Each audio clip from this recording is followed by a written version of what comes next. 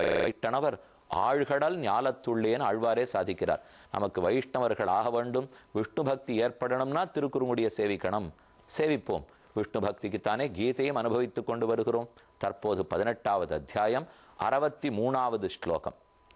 இந்த ஸ்லோகத்திலிருந்து கீதை வேறு மாதிரி திரும்புகிறது. இந்த ஸ்லோகம் வரைக்கும் கண்ணன் ஒரு அர்த்தத்தை சொல்லிட்டார். இனி ஒரு கேப் கொடுக்கிறார்.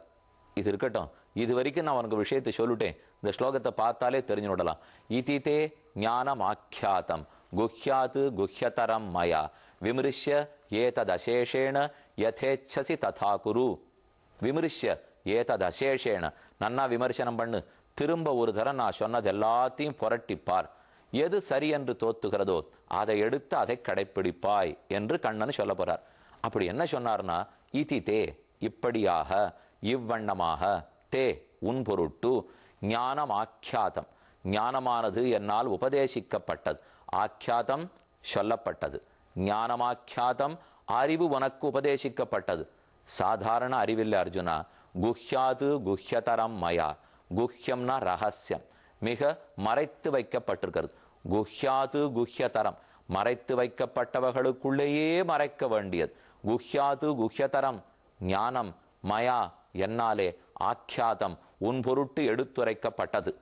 என்னென்ன சொல்லணுமோ எல்லாத்தையும் சொல்லி முடிச்சுட்டேன் அர்ஜுனா. இனி விமரிசிய, நான் சொன்ன எல்லாத்தையும் முதல் பக்கத்திலிருந்து இதோ இந்த 18வது அத்தியாயம் 63வது ஸ்லோகம் வரை நன்கு பராமரிசித்து பார், நன்கு ஒரு தடவை ஆராய்ந்து பார்.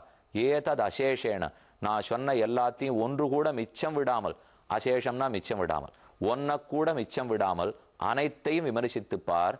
மேலே யதா இச்சசி, யதா எப்படி, இச்சசி எப்படி செய்யணும்னு நீ விருப்பப்படுகிறாயோ, ததா குரு அப்படி செய்வாய்.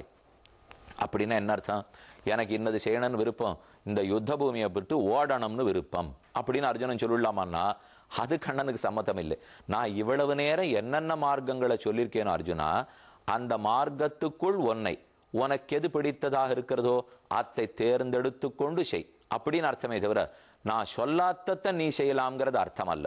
அப்ப மோட்சம் அடைவதற்கு மார்க்கத்தை தேர்ந்தெடுத்து கொள்ளும் பொறுப்பு, தேர்ந்தெடுத்து கொள்ளும் இண்டிபெண்டன்ஸே பெருமாள் நமக்கு இந்த இடத்துல கொடுத்துருக்காரு பாருங்க.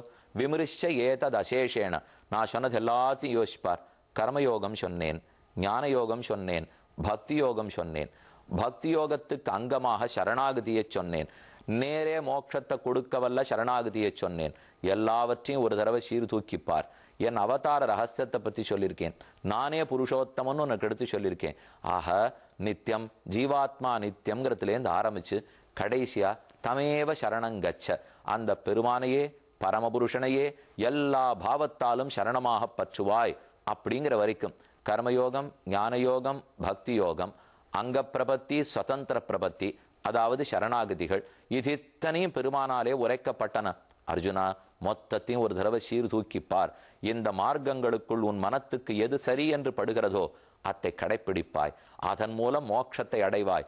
ஆனா அதுல எந்த மார்க்கத்தை பற்றினாலும் யுத்தம் ஒன்ன விடாது.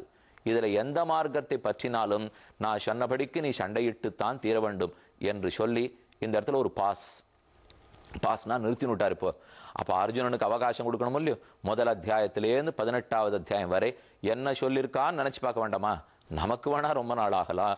ஆனா அர்ஜுனன் மகாமேதாவி, அத்தனை ஒரு நிமிஷத்துக்குள்ள யோசிச்சுட்டு உடனே அடுத்த ஸ்லோகத்தில் அவன் என்ன கேட்கிறான், கண்ணன் என்ன பதில் சொல்ல போறான் பார்க்கணும்.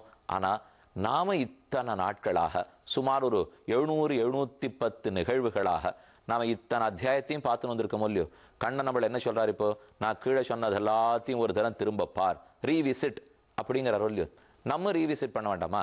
அதனால நாளை தொடக்கமாக 18 நாட்களுக்கு ஒரு நாளும் ஒரு அத்தியாயத்தினுடைய சுருக்கம், அந்தந்த அத்தியாயத்தில் என்ன சொல்லப்பட்டதுன்னு பார்ப்போம். கடைசியா மறுபடியும் 18வது அத்தியாயம் 63வது ஸ்லோகத்துக்கு வந்து நிற்போம். நின்றுட்டு மேற்கொண்டு கண்ணன் என்ன பதில் சொல்றார் அப்படிங்கிறத கீதையிலேருந்து தெரிந்து கொள்வோம். அவசியம் கூட சேர்ந்து அனுபவியுங்கள்.